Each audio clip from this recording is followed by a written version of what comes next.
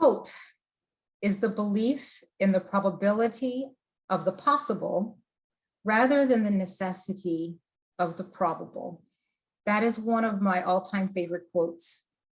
And I've been thinking about it quite a bit for a lot of reasons, but particularly because we find ourselves now in what seems to be like we're facing a new global challenge every day as an industry, but also even just as a human race, whether it's global warming, the global pandemic, conflict, poverty, injustice, and literally everything in between. And it feels like it's almost imperative to have some semblance of hope for a better future. So before we get started, I thought I'd take a minute to just share a little bit of what I've been thinking about hope. And part of the inspiration of this is a meeting that I attended last week with a group of folks that I have known for about 10 years now. And these are some folks that, like, we are the most diverse group across every dimension that you can possibly imagine.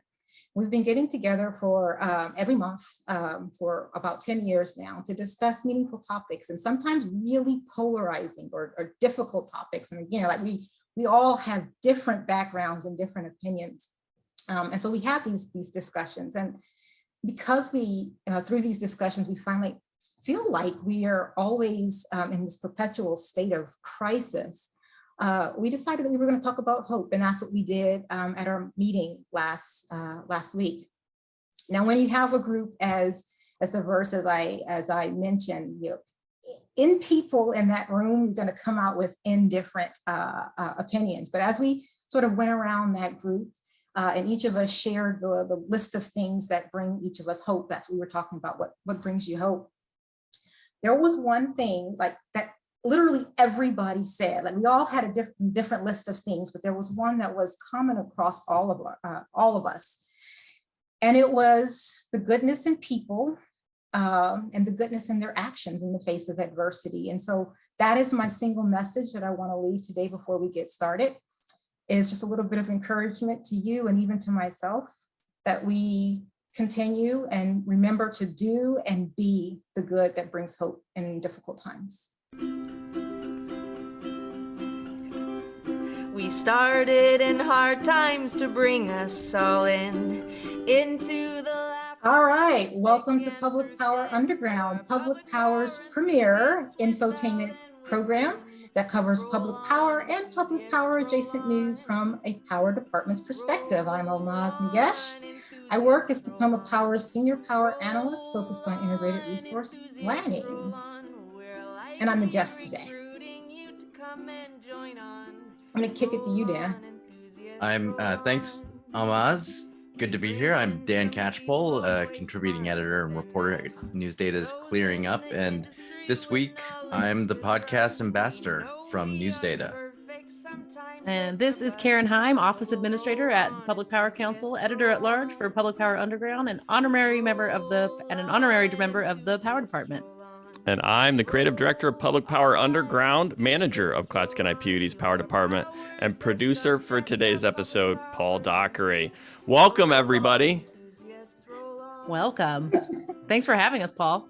Thank you for the hopeful message, Ahlmahz. That was really a wonderful way to start the episode. That's what I'm feeling today. Feeling some hope. Believe. Yes, indeed.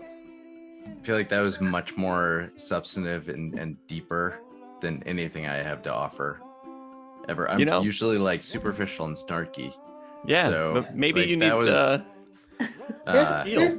fantastic. I think we could all draw a little inspiration from that, Ahlmahz.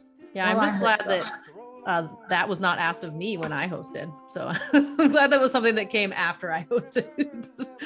You set the bar very, very high. I feel like it's been growing. We had Rebecca did a really nice cold open, and then we had Russ came on also with that sincerity and hopeful message, and then Ahlmahz, you nailed it.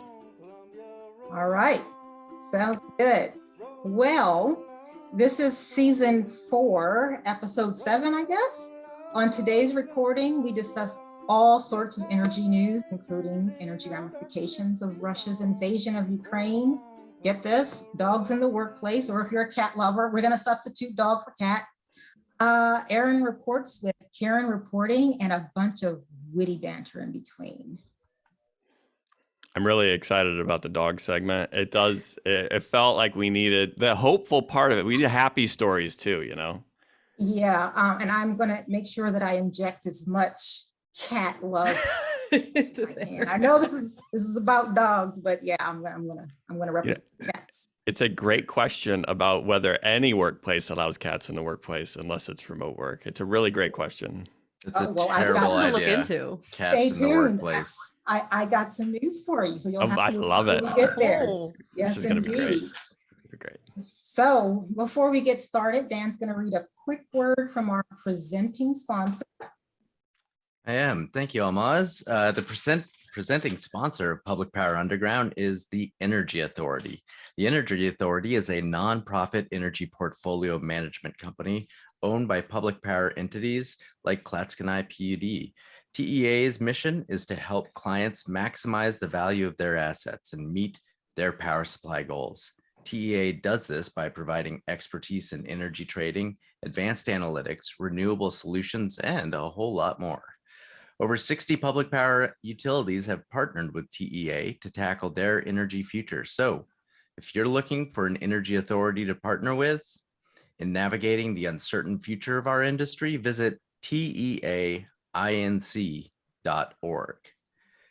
to learn more. Sorry, that's teainc.org. The Energy Authority, there's underground as it gets. So we're starting this week, like most weeks, checking in on power market indicators in the Northwest with our first segment, Arin Reports, which will have Karen reporting. So this is Arin Reports with Karen reporting, where we try to get up to speed on Northwest power market indicators for March 14th, 2022. I'm Karen Heim, and I've got your market update for the week. October through September flows of the Dows for water year 2022 are currently forecasted to be 100% of normal, and April to September is at 97%. Outflow at the Dows peaked over the last week at 222.6 KCFS on March 9th. Day ending elevation at Grand Coulee yesterday was 1,253, and peak outflow over the past week was 170.5 KCFS on March 11th. Spot market power in the Northwest delivery today is at $34, with gas at $3.92 per MMBTU, translating to a spark spread of $6.55 and a heat rate of 8,700. In term markets, balance of the month for March, heavy load at Mid-C trading at $30.05 per megawatt hour. Mid-C heavy load for April is at $37.95. Gas at Sumas is trading at $4.11, translating to a heat rate of 9,200 BTU per kilowatt hour. August power at Mid-C is trading at $147.60, with Sumas gas at $5.03, translating to a heat rate of over 29,300. Checking in on Answergy's aggregated basin data to check in on snow in the region. The snow water equivalent for BC hydro generation is at 114.82% of normal. For Mid-C, 86.26%. And aggregating all the snow in the Columbia Basin that'll flow through Bonneville Dam, they'll estimate that'll be at 91.42% of normal snow blanket. Spending a beat at Bonneville's Balancing Authority, peak load for the past week was about 9,183 on March 10th at 7:15 a.m. During load's peak, hydro generation was at 12,182. Wind gen was at 595. Conventional units was 1,010, and nuclear was at 1,152. Now, those are all megawatts. And so for December through January, December, January, February period sits at 1.0 Oceanic Nino Index. The multivariate ENSO index for January, February is negative 0.97, and the SST consolidated Nino forecast indicates that Nina conditions are likely to continue through spring 2022. This week in NOAA climate forecast, the 6 to 10 day outlook has a temp of normal ranges in the region. Precipitation is expected to be above normal, with the 30 to 90 day outlooks indicate temperatures probably below normal and an average above average precipitation for the region.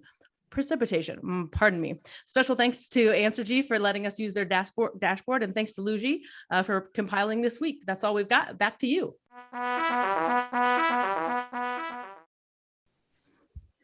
All right. Well, thank you so much for that report, Karen. Anything we wanted to talk about there? You see anything noteworthy there, Ahlmahz? What I find noteworthy is the speed at which Arin and Karen are able to speak.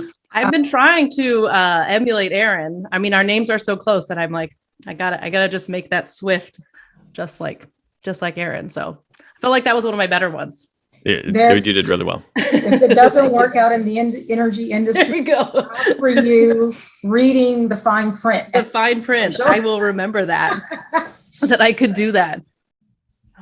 One of the things that continues to jump out at me is on the natural gas prices in New England. So we don't report it directly in the readout, but on EIA's website, they report the gas prices in different regions in the U.S. and natural gas prices in New England are at $7.50 per MMBTU.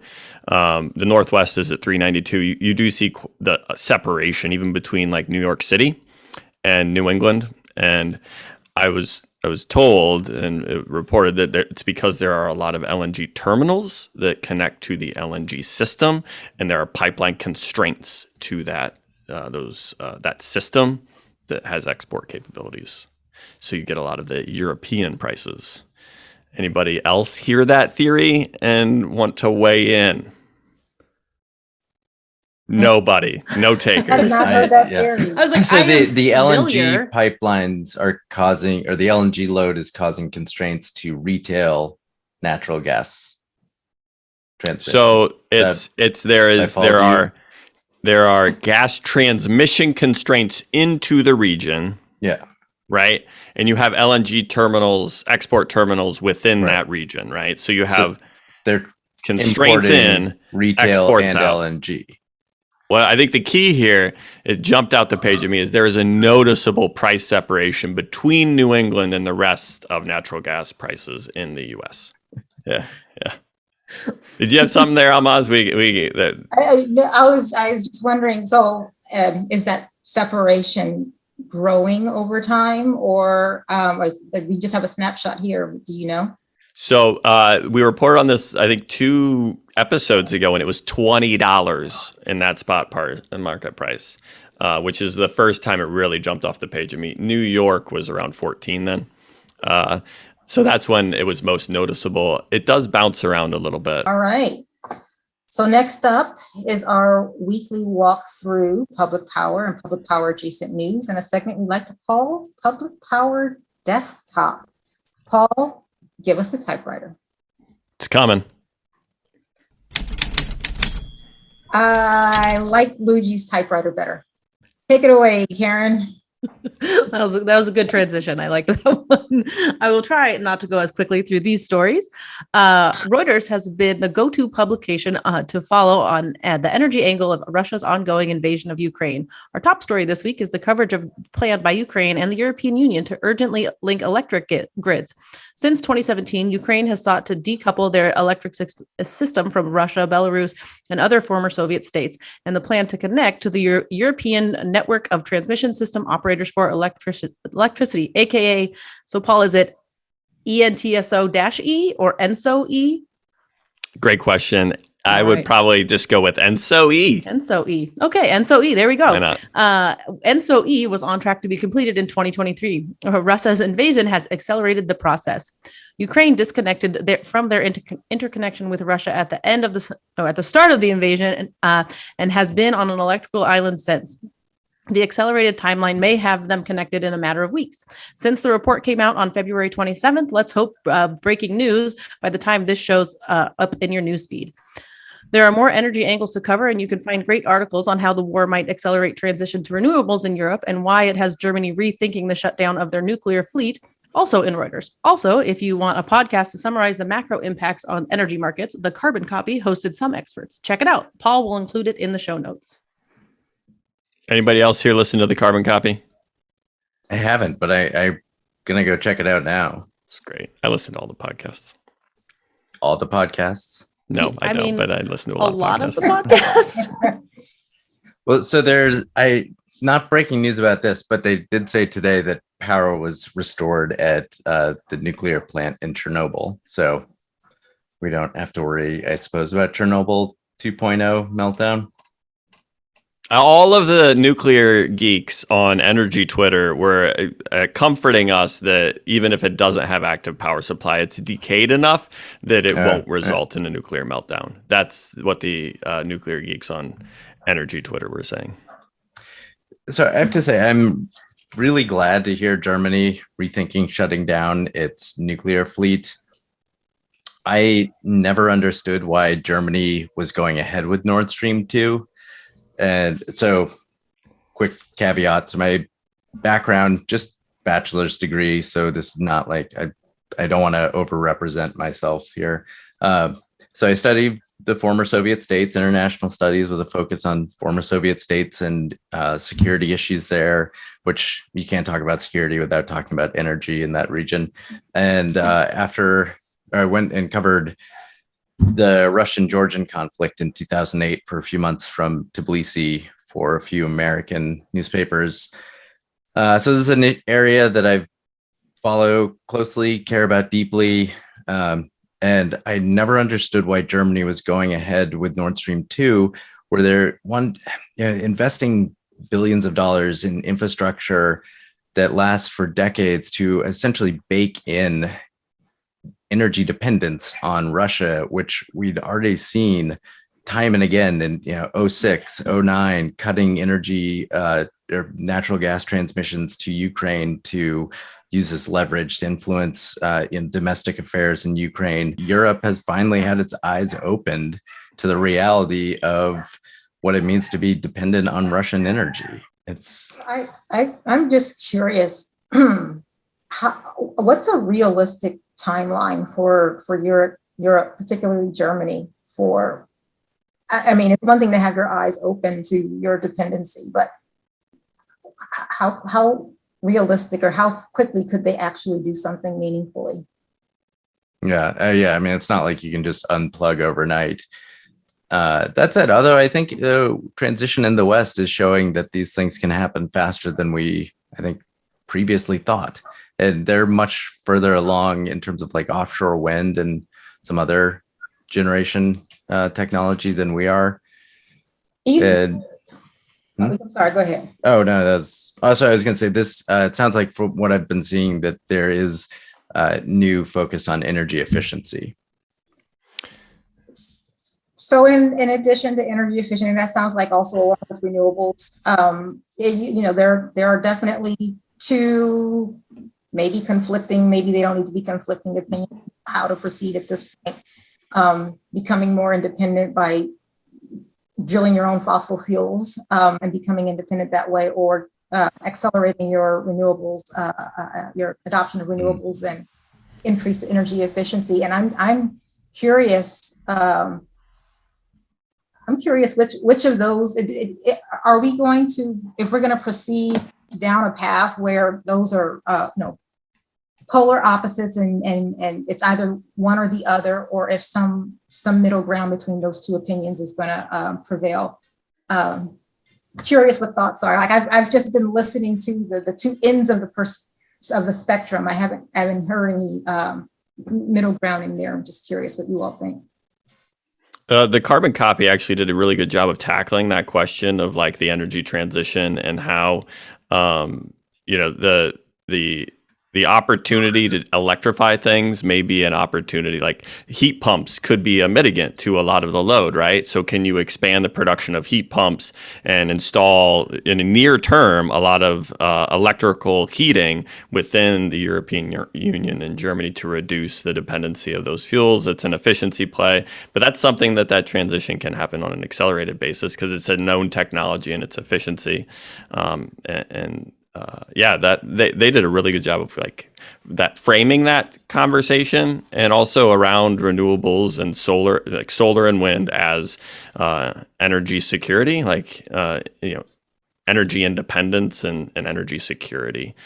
Kind of to your point, Dan, this it's a big national security concern for European unions that you're dependent on Russian gas.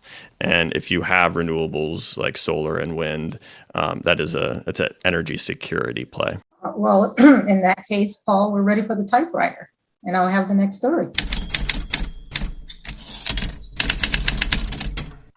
All right, that one's like Luigi good. We'll go. I like that one. Okay. REA has joined the ranks of innovative utilities like Emerald PUD in adopting the best possible employee morale, employee retention, millennial and Zoomer recruiting, and job satisfaction policy known to exist. Bring your dog to work.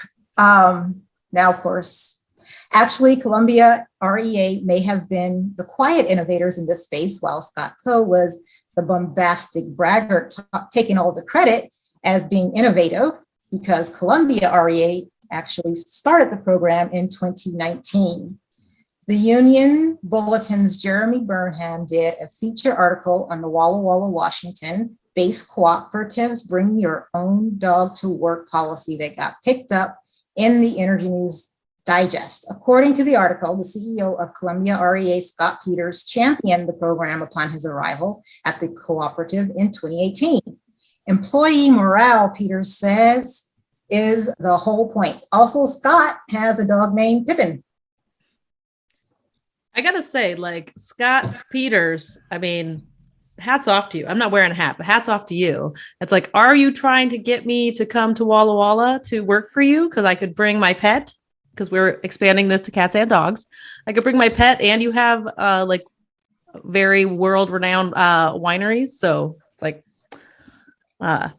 just to lighten it up a little bit. That's So when I started at Tacoma Power in 2016, maybe like 2 weeks in, there was like an all employee meeting, all power management meeting.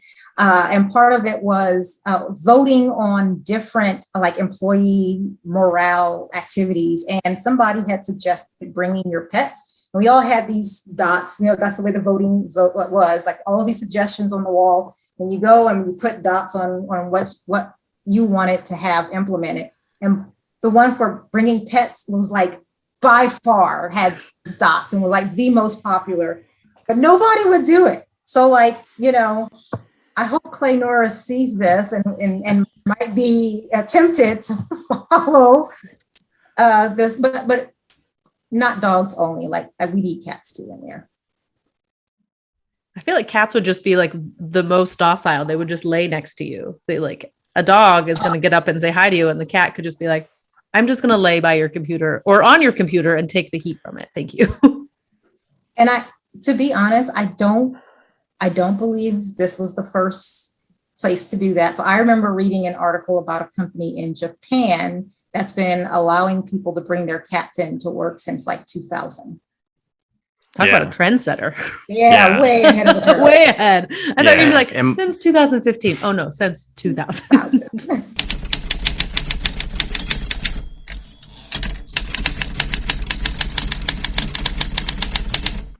That was a little excessive. Okay, Dan, you're up next.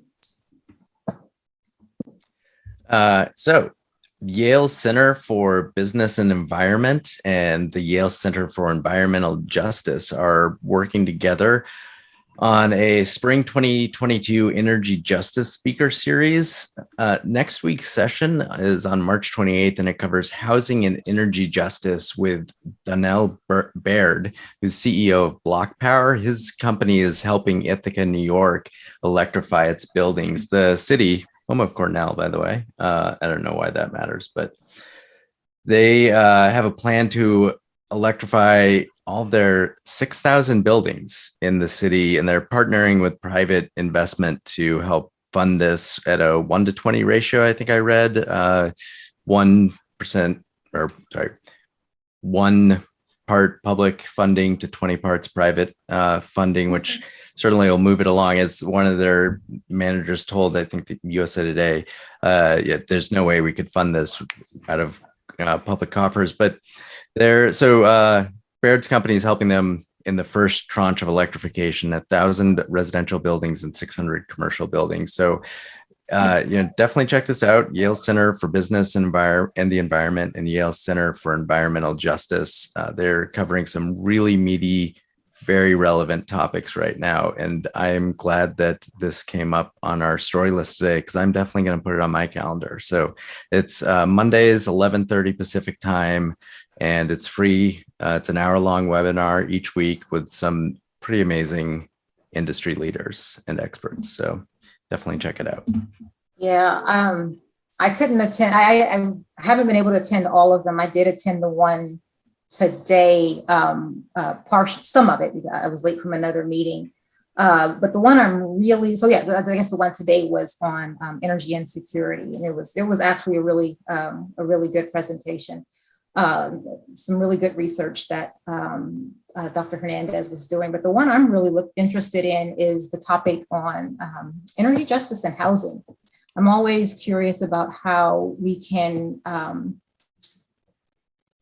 address more than just energy issues through our energy solutions. And housing is just as important as electricity, if it's more important than electricity. And I'm curious to see what that one is, I'm really looking forward to attending that one. I believe that one is in April.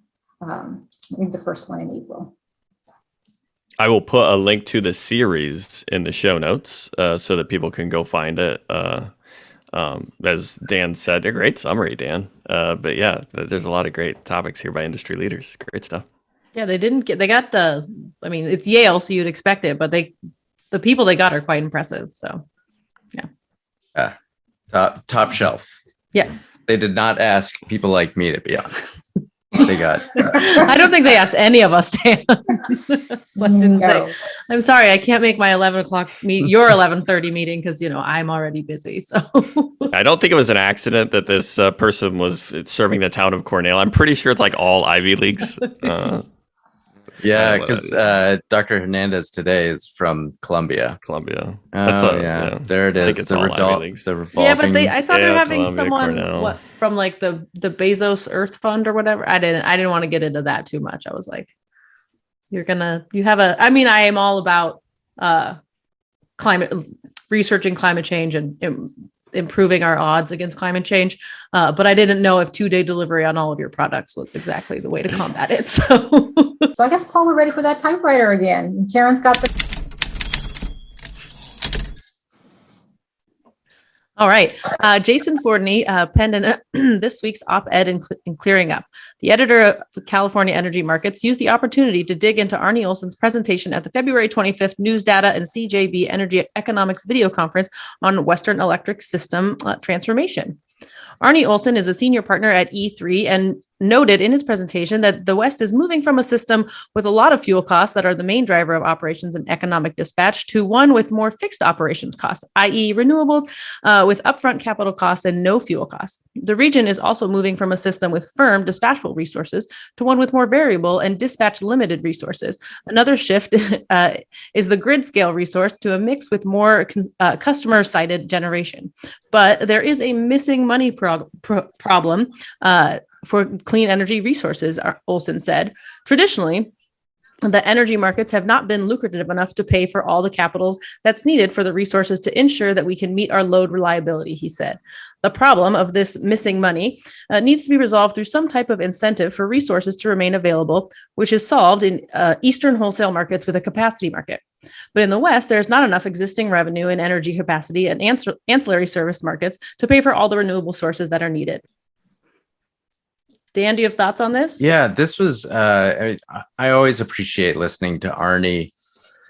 Super smart guy, super well informed. I mean, certainly has his angle that he's coming at stuff from, but that said, regardless, he's one of the really enlightening, I think most enlightening, most interesting folks to listen to in terms of the West. Also, can I just say, I feel like I have a missing money problem, but that's a different one. Paul, this public power underground does not pay enough, which is to say, I was like, just wait till we get our merch sales up, folks. Then we'll get to it's coming back in spades. It'll come back. Sure. So I've not heard much about the conversation, and I'm curious to hear what everybody here thinks about how this transition is going to affect rate structure. Right now, there's increasingly conversation about moving away from fixed costs to, volumetric. Yeah, thank you. And this, to his point, it just seems like this is like volumetric is increasingly making less sense, but that all of the conversations are more rooted in the current paradigm versus future paradigms. Maybe it doesn't matter. Maybe rates will catch up with it all matters. Reality. It all matters. Yeah, when it needs to. But Very interesting. So, Ahlmahz, you are notoriously the doctorate in topics related to this. Do you have thoughts on the missing money problem, or just pricing of things like demand response? I believe that's she's the notorious PhD. Notorious PhD. Had to get that in there. Sorry. You gotta do that like little but up thing, you know. Oh, I got one. I was like, I My don't mouse have it. died That's on me. the Where's catch. Yeah, there we go. You know, it's funny though when you say that, because I sometimes think about. I remember when you paid by the minute for a telephone call. Like I really do remember those times, and I remember my best friend living all the way across on the East Coast. Be like, got to call her at after 9 o'clock when the rates were cheaper, just because like there was a time when the way we paid for telephone calls was so much more different than it is today. And even the way we pay for electricity is different from the way the very first people paid for electricity when all they had was light bulbs, really. I do believe that we're going to evolve away from volumetric rates, and it feels as natural to me as the fact that so many other things have moved away from volumetric rates, especially something that's so critical to modern society. I think it's only a matter of time. I've also I've thought a little bit about what the unit would be. Like if it's a kilowatt hour, Tell me more. what is the unit going to be? I don't have an answer for you, Paul. So right now, if it's just it's a per month bill. If it's a fixed cost, sort of like the way you pay, it's $1 per month.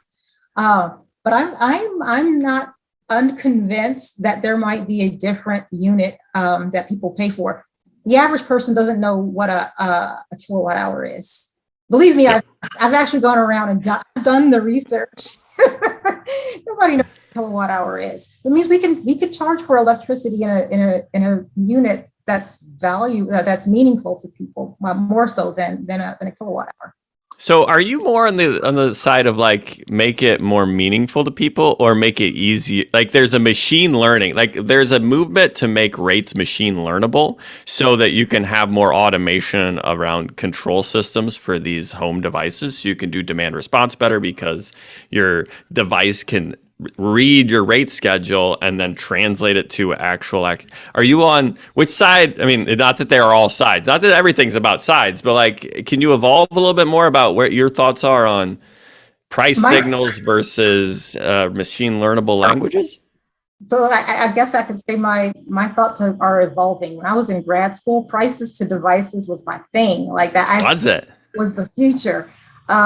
Now, not so much. It could be potentially something more meaningful and understandable to people who pay for electricity. It doesn't necessarily need to be that complex.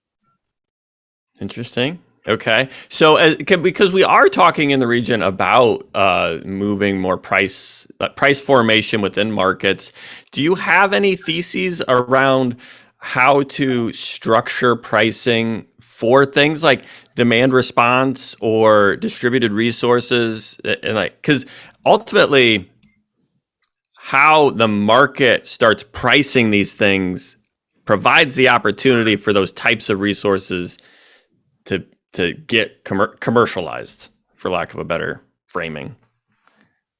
So I've always been of the opinion that they're priced according to the value that they provide. Okay.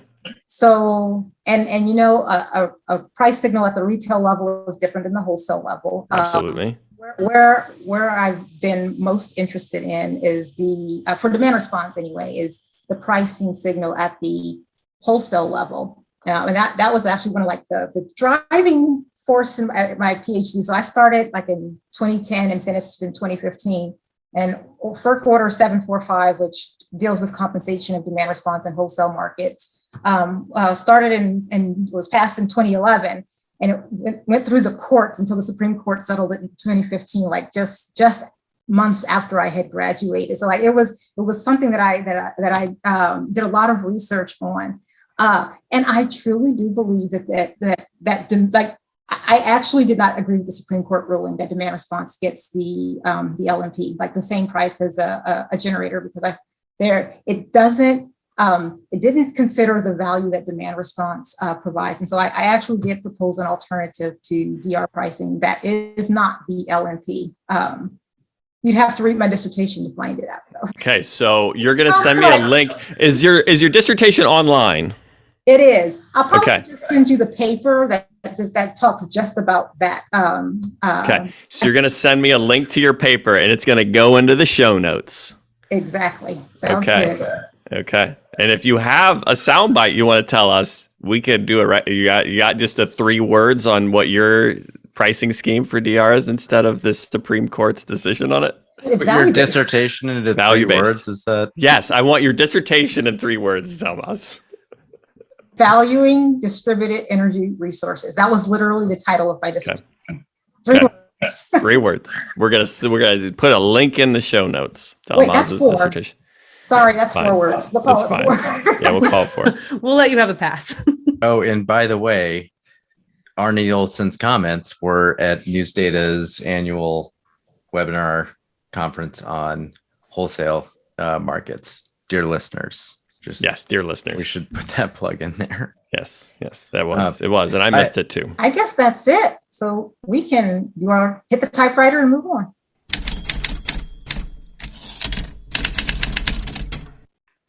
All right, so we are going to take a quick break. And when we come back, we'll have a preview of Matt and Paul's interview with the Northwest Naturals, Chris Kroeker. So we'll go ahead and take a break. Okay. At Northwest Public Power Association, public power is life. For 82 years, Northwest Public Power Association has supported public power utilities and other associates in the greater Pacific Northwest by offering education, training, communications, government relations, and services like RFP and job postings. In addition to public power, what else is important to NWPPA? Local control, member needs, integrity, and quality products and services. Today, NWPPA proudly serves 155 member utilities and more than 325 utility industry associate members. Learn more or register for a class at nwppa.org. That's nwppa.org, where public power is life. Paul and I focus on the things that confuse us and interest us here. And so thanks for taking the journey. But the most important question remains, which is there anything super cool and exciting that we haven't touched on yet that you'd be willing to bring up and chat through? Well, the eWeb project we're both working on together. I mean, that's the coolest thing since sliced bread. Couldn't agree more. Right? So for those of you that don't know about our project, that don't work at eWeb or Northwest Natural. I want to hear more. Paul, I'm here for it. So we've got this electrolyzer project we're working on at eWeb. So eWeb has this chunk of land that's perfectly situated at their Roosevelt Operations Center, or ROC, as you guys referred to it. Mm-hmm. And the idea is that where they give away free electricity. I heard there. Actually, I actually did hear you give away free electricity at the ROC. Pretty sure. You should get that deal. Just, you know what you do, Chris? You go out front, you plug into the level 2 charger, and then the electrolyzer will have free electricity.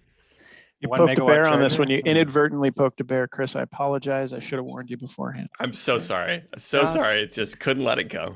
Anyway, you got an electrolyzer at the ROC. That's super cool. So using this free power, free eWeb power, to make hydrogen and to blend it into the natural gas system that we have there. So cool.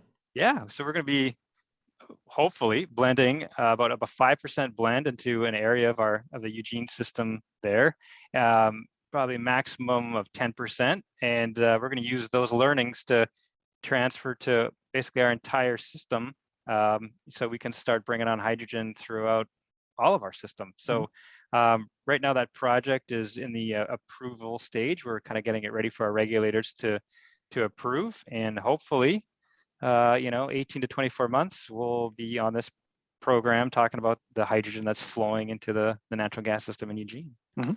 And so I had those numbers, the 5 to 10% in my head when we were going into this conversation. And so when you said, 10 to 20, 20 to 30, I was super surprised. Yeah, I'd say eWeb does not sound very progressive on their hydrogen utilization rates in their pipelines. Well, First of all, they're not our pipelines. Painting me in a corner here, man. I know. I'm good at it. We'll start off, conservatively 5 to 10%, but there you can definitely look at going higher, 20% sometime in the future. And we actually have some other gas companies that are looking at 40% blends on their system. So, oh wow, yeah. Yeah. Now that would be another rabbit hole, but I'd be super interested to hear the differences between the distribution system here and the distribution system that they would be using there, or relying on. But yeah, super excited about the project, and kind of the use case, right? And does this work? Great. What can we learn from it? Obviously, improving things simply by giving it a shot in the first place. So, yeah, and candidly, they've been pretty great to work with. So, no complaints on our end. But yeah, agreed, Chris. Thanks for bringing it up. I didn't want to be the one to do it. So, and kind of a neat side for that project, we are putting in provisions to expand it. So I think eWeb, you've been talking about, maybe not specifically Matt, but I know the conversation has been around, hey, is there other uses that, for hydrogen at eWeb, maybe backup power or vehicle fueling or, something like that. So we're definitely putting in provisions to expand it. And if there's other opportunities down the road, I mean, it could become even more than what we're planning on just for blending. Thanks to Chris for coming on to talk about the colors of hydrogen. Subscribe to Public Power Underground and make sure you don't miss the bonus episode next week, which includes a lot of talk about markets, book clubs, and another intermission game. Next up, we are TLDR on our way through the news in a segment we're calling Short to Ground. This is Short to Ground, a segment where we TLDR our way through the news and carry as much current as possible. I'm Paul Dockery. And I'm Ahlmahz Negash. And we're shorting to ground. All right, Northwest Utilities, Tacoma Power, and Avista Utilities on March 2nd began participating in the Western EIM market. Administrator California ISO said in a news release, publicly owned Tacoma Power serves about 200,000 customers, and investor-owned Avista serves about 600,000 customers. Once BPA into Tucson Electric Power join the EIM later this year, the market will have 19 members serving nearly 77% of electricity demand in the West. CAISO said cumulative benefits since the EIM was launched in 2014 are approaching $2 billion. Pacific Northwest National Labs is looking for partners on a vanadium redox flow battery project. PNNL has already partnered with 2 companies that are bringing this technology to market. Now a third and final semi-exclusive battery technology license is available. Article by Dan Catchpole, and right there. Good job, Dan. Nicely covered. If you're highlighting the text in the Google Doc, it is distracting while we're reading. So you got that, Ahlmahz? Is that you? But okay, I don't know ready? who it is. I don't know who you're talking about. In fish news, the Public Power Council says 8 new studies costing between $1.77 million and $3.47 million are necessary if the region wants to understand environmental impacts of the largest ever spill program set to begin in April at 8 Snake and Columbia River dams. All right. And then on March 7th, PPC sent a letter to BPA, the U.S. Army Corps of Engineers, the Bureau of Reclamation, and NOAA Fisheries, requesting specific studies to help determine whether the 2022 spill regime results in higher survival of threatened and endangered salmon and steelhead. Coverage by KC Mahaffey on that one. Good job, KC. The Washington legislature ended its short 60-day session late March 10th, having passed a score of energy and climate bills, most notably the Move Ahead Washington Transportation Revenue Package, Governor Jay Inslee characterized as a transformational, once-in-a-generation feat. Yeah, lots of folks out here excited about that. Notable investments in the package include $5.4 billion towards carbon reduction and multimodal expansion, $3 billion for public transportation, $2.4 billion to fund fish passage barrier removals, $1 billion to fund Washington's portion of an Interstate 5 bridge replacement across the Columbia River, $836 million to build 4 new hybrid electric ferries, and $150 million towards ultra high-speed rail. Next up, with successful results from one new turbine installed at Ice Harbor Dam in 2018, the U.S. Army Corps of Engineers began replacing a second turbine with a new design that reduces juvenile salmon mortality and increases power generation efficiency. These turbines will be safer for fish, reduce maintenance costs, and increase power generation efficiency by 3 to 4%, a Corps News release states. Installation will take about 5 months, and commissioning is scheduled for this summer. All right, next, news from the Potomac. Security has risen to the top of the federal energy debate following Russia's invasion of Ukraine. As Energy Secretary Jennifer Granholm this week said, the U.S. is on a war footing, while lawmakers and the Biden administration sparred over increasing domestic oil and natural gas production and stepping up electrification and renewables. Secretary Granholm cautioned against a shift in focus away from developing technologies to reduce greenhouse gas emissions, though quoting, "The war in Ukraine isn't the only thing sending shockwaves through the energy sector," she said. "We've also got to reckon with the impact of climate change and the clean energy transition that isn't just coming, it's here." Unquote.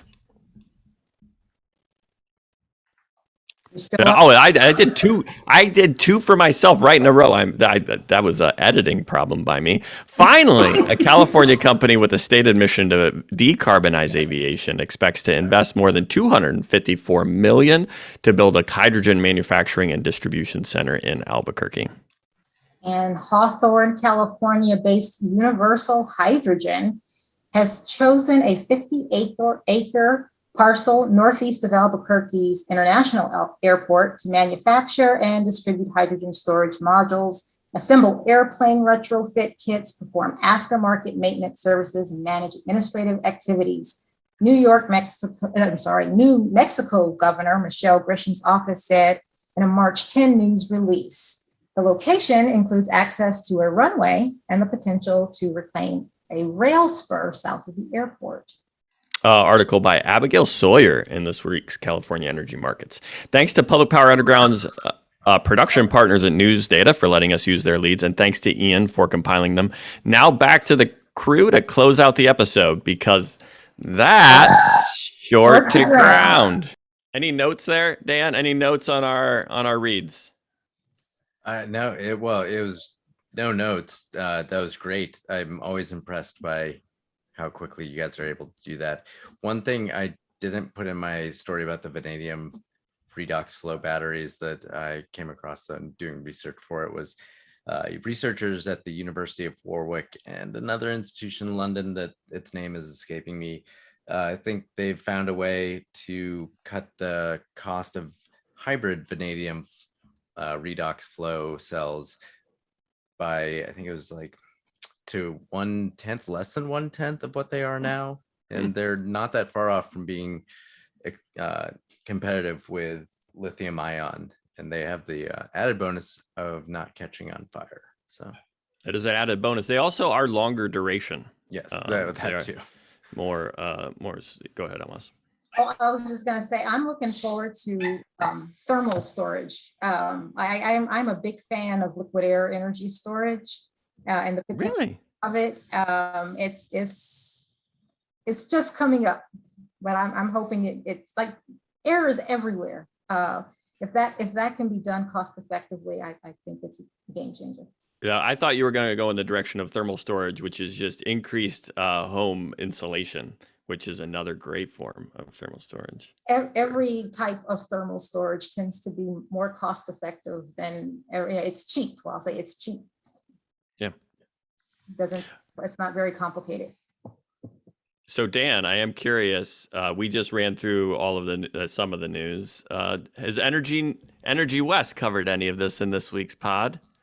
So our new podcast, Energy West, NewsData's Energy West, with me and Jason Fordney. Podcast ambassadors from Public Power Underground have joined forces. At the beginning of every week, we run through the latest issue, highlighting, just giving a little tidbit. Our goal is to make listeners a little faster, a little quicker, about what's going on in the Northwest, California, and beyond in the energy industry. So yeah, we touched on a lot of these, but we're trying to keep it really concise so people don't have to spend as much time, a lot of time listening to it, say like how they do for Public Power Underground. That's a dig right there. That's a dig. Also, it's very true.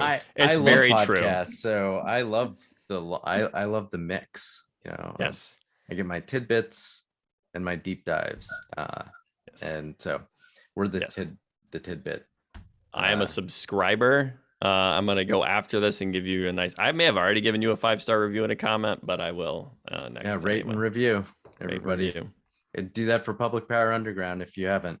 That's all the news we're covering this week. The bonus episode will be the full interview with Chris Kroeker. It's going to be published on March 24th. The next regularly scheduled episode will be recorded March 28th and published March 31st. The episode will feature celebrity guest host and Northwest Public Power icon, my favorite and yours, Therese Hampton. To make sure you don't miss it, you can sign up for an unintrusive newsletter with links to all the ways to consume this fascinating content at publicpowerunderground.substack.com. Otherwise, you can subscribe to on YouTube, Spotify, Apple Podcasts, or your favorite podcast app. Ahlmahz, thank you so much for being the celebrity guest host. Well done. Do you feel valued and appreciated? I always do. Paul, you're always like pulling me out of my comfort zone. I would never do this. But Well, for you, I will, Paul. we are glad you did it. I promised placards at one point that I've learned I do not have as much control over the placard device as I had hoped, but someday you may all get placards. Maybe. I may have overestimated the control that I have over the Yes. placard machine. Yes, I do not. Are I those want words you you all. ever thought you would say, Paul? I want you all to realize, ground within your understanding of who I am, that I do not have that much influence or power. But I did convince Ahlmahz to come on as a guest. Thank you very much.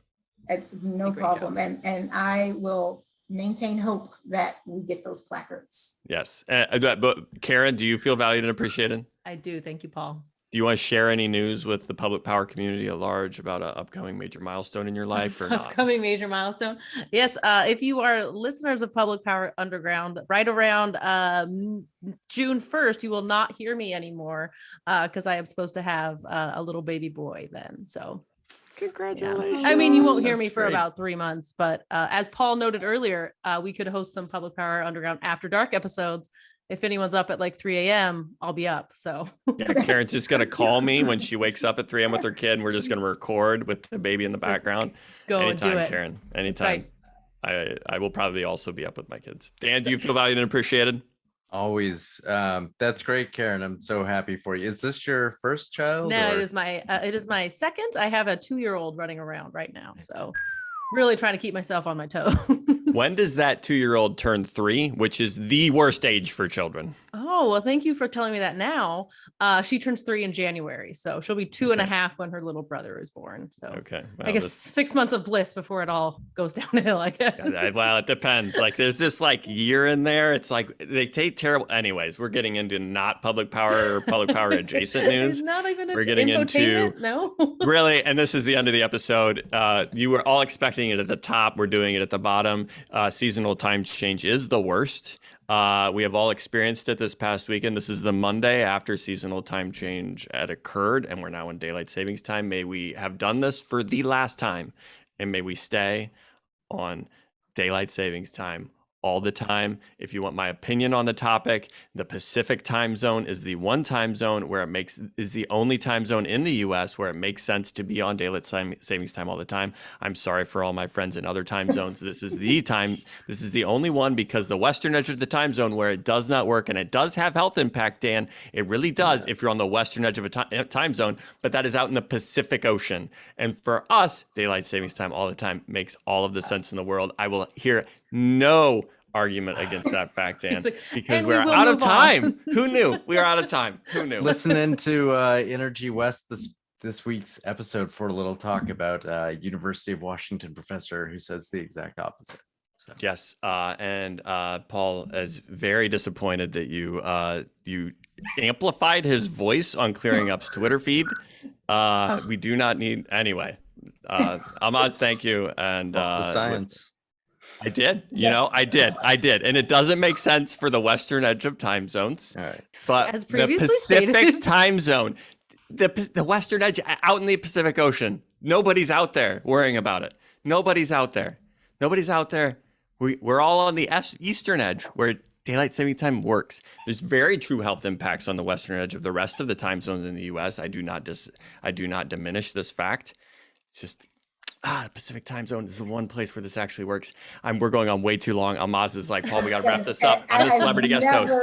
Never known anybody this passionate about daylight savings time. As always, send any news, questions, opinions, corrections, or complaints specifically about daylight saving time to Paul on Twitter at a Power Manager, or if you're a friend of the Underground, you can send any of us a note.